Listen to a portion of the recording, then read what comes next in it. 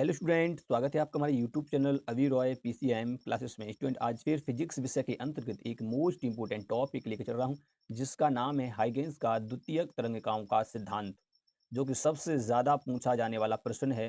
हर साल board exam में पूछा जाता है। इसे अवश्य तैयार करें। 5 अंक का ये क्वेश्चन आपको पूछा जाता है और ये 6 मार्च बोर्ड एग्जाम 2025 के लिए सबसे ज़्यादा इंपॉर्टेंट है, इसलिए इसको अवश्य तैयार करें। इससे पहले वाली वीडियो में मैंने हाइगेंस का तरंग सिद्धांत बताया है, जो कि परिकल्पना पर आधारित है। ठीक है स्टूडेंट, केवल आज इस वीडियो में तो हम पढ़ने वाले हैं हाइगेंस का द्वितीयक तरंगिकाओं का सिद्धांत।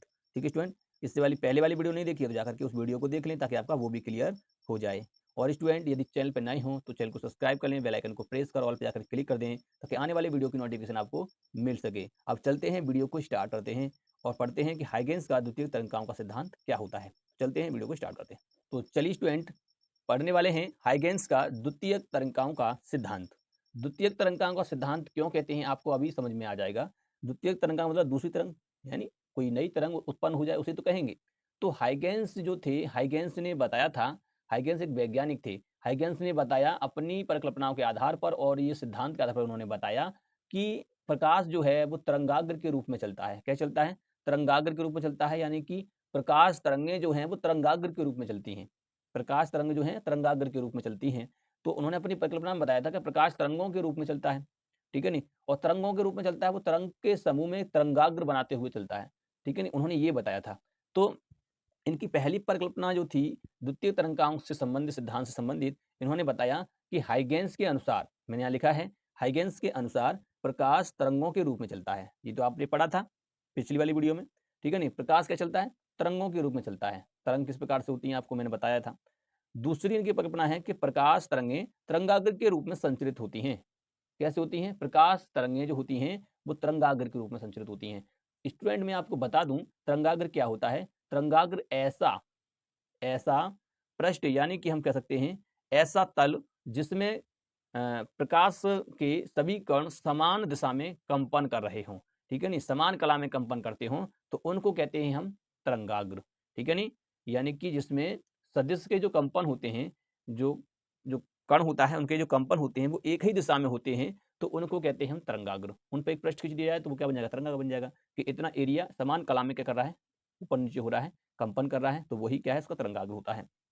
ठीक है स्टूडेंट, अब हम बात करते हैं इसके तीसरे की। तो तीसरे में क्या है आप देख सकते हैं, यही इसका मेन है। आप देख सकते हैं तरंगाग्र के प्रत्येक कंपन, यानी कि जो तरंगाग्र होता है उसके अंदर तरंगाग्र के प्रत्येक कंपन सदिश, यानी कंपन सदिश का मतलब होता है कि जो कंपन कर रहे कण हैं उनकी हम बात कर रहे हैं। तो वो कण जो होते हैं वो कंपन कर रहे हैं, वो भी कण एक नई तरंगों को उत्पन्न करते हैं। क्या करते हैं? नई तरंग को उत्पन्न करते हैं। ठीक है, तो लिखा है तरंगाग्र के प्रत्येक कंपन सदिश नई तरंगों को उत्पन्न करते हैं। ठीक है नहीं? करते हैं, करते हैं, जिसे द्वितीयक तरंगिकाएं कहते हैं। क्या कहते हैं? जिसे द्वितीयक तरंगिकाएं कहते हैं। क्योंकि जो नई तरंग उत्पन्न हो रही हैं, एक तरंगाग्र के एक कण द्वारा कंपन कर रहा, कण सदिश कंपन कर रहा है, उसके द्वारा नई तरंग जो उत्पन्न हो रही हैं, उन तरंगों को द्वितीयक तरंगिकाएं कहते हैं। ठीक है नहीं? इसके बाद इसकी चौथी परिकल्पना है स्टूडेंट, वो आप देख सकते हैं कि द्वितीयक तरंगिकाएं मूल तरंग से आगे चलती हैं। मूल तरंग की चाल जो होती है उसी से आगे चलती हैं। जो पहले तरंग की चाल थी उतनी ही चाल से आगे बढ़ती हैं द्वितीयक तरंगिकाओं भी। ठीक है नहीं? पहले तरंगाग्र जो था वैसे ही द्वितीयक तरंगाग्र भी उतनी ही चाल से आगे बढ़ेगा। द्वितीय तरंगिकाएं मूल तरंग चाल से आगे बढ़ती हैं। ठीक है नहीं? ये इसकी चौथी थी, चौथा पॉइंट है इसका, आपको तैयार करना है। पांचवा पॉइंट स्टूडेंट इसका जो है आखिरी पॉइंट है कि द्वितीयक तरंगिकाओं पर खींचा गया स्पर्श तल नए तरंगाग्र को प्रदर्शित करता है। ये इसका फैक्ट है स्टूडेंट, इसको भी आपको तैयार करना है। तो चलिए स्टूडेंट, आपको यहाँ पर दिखाई दे रहा है कि एक प्रकाश स्रोत है। क्या है? एक प्रकाश स्रोत है। इस प्रकाश स्रोत, ये बिंदुवत स्रोत है, तो बिंदुवत स्रोत से गोलीय तरंगाग्र प्राप्त होता है। कैसा प्राप्त होता है? गोलीय तरंगाग्र। गोलीय तरंगाग्र मतलब क्या है कि स्पर्श कंपन सदिश होंगे, यानी कि इसके जो यहाँ पर एक कण होगा, एक यहाँ पर कण होगा, एक यहाँ पर कण होगा, मतलब इसके और भी अंदर कण होंगे। मैं यहाँ पर दूर दूर इसलिए ले रहा हूँ ताकि आपका डायग्राम सही बन सके। तो यहाँ पे भी एक कण होगा और एक यहाँ पर भी कण होगा। तो यहाँ पर इस प्रकार से क्या होंगे? इसमें कण होंगे स्टूडेंट। ठीक है, अब ये एक क्या है? एक तरंगाग्र है। इसको मैं तरंगाग्र को नाम देता हूँ A1। ठीक है नहीं? ये तरंगाग्र A1 है, इसका A1 सिरा है, इसको हम B1 सिरा कह देते हैं। इस वाले को मान लेते हैं कि यहाँ B1 सिरा है इसको। ठीक है, तो ये इस प्रकार से एक तरंगाग्र बन रहा है, गोलीय तरंगाग्र। अब ये गोलीय तरंगाग्र जो बन रहा है, तो इसका एक प्रत्येक कण जो है, एक ये यहाँ पर आप देख सकते हैं, इसमें जो कंपन कर रहे कण जो हैं समान कला में हैं, इसलिए यहाँ पर गोला सा खींच दिया है, जो समान कला में कर रहे हैं। तो यहाँ पर इसका जो कण है वो भी नई तरंगों को उत्पन्न करता है। क्या करेगा? नई तरंग को उत्पन्न करेगा, तो उससे भी एक नया तरंगाग्र बनेगा। अब ये भी देखिए एक बिंदुवत स्रोत है, तो यहाँ पर भी एक गोल तरंगाग्र ही तो प्राप्त होगा, गोला गोल प्राप्त होगा।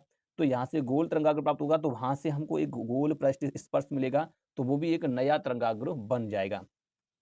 तो यहाँ पर कह रहा है कि द्वितीय तरंगिकाओं पर खींचा गया स्पर्श तल, तो द्वितीय तरंगिकाएं ये यहाँ से निकलेंगी। तो मान लीजिए हम आपको क्या करेंगे कि ये तरंगाग्र जो है किस इस तरंगाग्र के हम क्या करेंगे, एक सीटी चाप लेंगे। टी समय में ये क्या करता है, कितनी दूरी तय करता है। तो ये वाला तरंगाग्र हम बात करते हैं, तो हम बात करेंगे जिसकी जो चाल है स्टूडेंट वो है सी और समय लग रहा है टी, तो इसमें दूरी कितनी तय की, सी और टी, ठीक है नी, सी और टी दूरी इसने तय की, और हमने इतनी दूरी लेकर के एक चाप बना लेंगे। यहाँ पर क्या बनाएंगे, एक चाप बनाएंगे। इसी प्रकार से यहाँ पर हम करेंगे, और यहाँ पर भी हम क्या करेंगे, एक सीटी चाप लेंगे और इस प्रकार से इसको चाप बना काटेंगे, ठीक है नी। ऐसे ही यहाँ पर करना होगा आपको, यहाँ पर भी आपको सीटी चाप बनाना है और इस प्रकार से आपको यहाँ पे भी करना है, ठीक है स्टूडेंट। ऐसे ही आपको यहाँ पर करना है, एक सीटी चाप लेंगे यहाँ पर और इस प्रकार से हम इसको काट देंगे, ठीक है। अब ये द्वितीय तरंगिकाओं को अगर हम स्पर्श से एक पृष्ठ खींचते हैं, एक यहाँ पर एक लिखा भी है मैंने, स्पर्श तल बनाएं, तो इसको इन सभी को मिलाते हुए स्पर्श तल एक यहाँ पर बना दिया जाएगा ऐसे, ठीक है नी। इस प्रकार से एक तल बनाया जाएगा, आप प्रकार से बनाएं ताकि आपका सही बन जाए। तो इनको स्पर्श करते हुए एक तल बनाया जाएगा स्टूडेंट, तो ये बनाया कहलाएगा आपका एक तरंगाग्र। क्या कहलाएगा, एक नया तरंगाग्र आपका कहलाएगा स्टूडेंट, ठीक है। ये एक नया तरंगाग्र तुम्हारा बन जाएगा। इसके बाद ऐसा नहीं है कि ये बन गया, अब ये तुम्हारा A2 हो गया, ठीक है नी, इसे हम B2 नाम दे देंगे।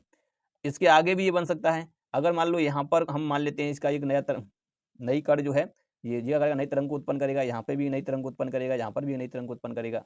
तो इस प्रकार से यहाँ पे भी हम सीटी चाप लेंगे और एक यहाँ पर हम एक क्या करेंगे, चाप मारेंगे। यहाँ पर भी हम एक चाप मारेंगे इस प्रकार से सीटी चाप। ऐसे हम यहाँ पर भी एक चाप मारेंगे इस प्रकार से सीटी चाप। इसको फिर जब हम मिलाएंगे यहाँ पर एक स्पर्श रेखा से, तो इस प्रकार से मिलेगा यहाँ पर, ठीक है। इस प्रकार से यहाँ पर मिल जाएगा स्टूडेंट, ठीक। तो जब ये इस पे मिलेगा तो आपका एक और तरंगाग्र बन जाएगा, जिसे हम कहेंगे A3, ठीक है। नहीं, क्या कहेंगे इसको, हम A3 कहेंगे। अब ये इस प्रकार से तरंगाग्र जब बनेगा स्टूडेंट, इसके जो 5 पॉइंट हैं इन्हीं को आपको क्लियर करना है और इन्हीं को आपको लिखना है बोर्ड एग्जाम में। और यही क्या होता है, द्वितीय तरंगिकाओं का सिद्धांत होता है। चलिए इसका एक डायग्राम से समझ लेते हैं। मैंने क्या बताया है कि द्वितीय तरंगिकाओं पर खींचा गया स्पर्श तल नए तरंगाग्र को प्रदर्शित करता है। शायद ये आपको समझ में नहीं आया होगा, चलिए मैं इसको डायग्राम से क्लियर करूंगा ताकि आपको समझ में आ जाए। इस प्रकार से तरंगाग्र जो बन जाएगा, तो इसी प्रकार से तरंगाग्र बनते जाएंगे। जब ये तरंगाग्र काफी अधिक दूरी तय कर लेगा स्टूडेंट, तो क्या बन जाएगा, आगे चल के एक समतल तरंगाग्र का रूप धारण कर लेगा ये। तो ये काफी अधिक दूरी जब तय कर लेता है, काफी अधिक दूरी क्या कर लेता है ये स्टूडेंट, जब तय कर लेता है यहाँ से काफी अधिक दूरी तय कर लेगा, तो एक गोली तरंगाग्र की वजह से एक समतल तरंगाग्र बन जाएगा। तो यहाँ पर क्या बन जाएगा, आपको ऐसे करके लाइन खींच देनी है 2, जैसा मैं आपको बता रहा हूँ उसी प्रकार से बनाना है, ठीक है। और यहाँ पर आपको पता है कि इसके भी बीच में एक और तरंगाग्र होगा।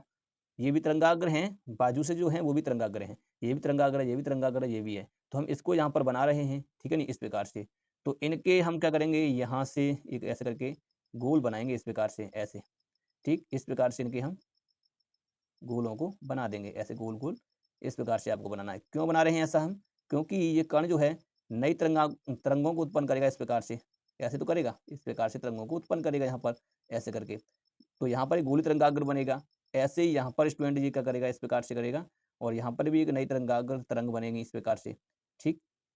इस प्रकार से यहाँ पर नई तरंगों का जन्म होगा, इस प्रकार से बनेगा, ठीक। इस प्रकार से बनेगा।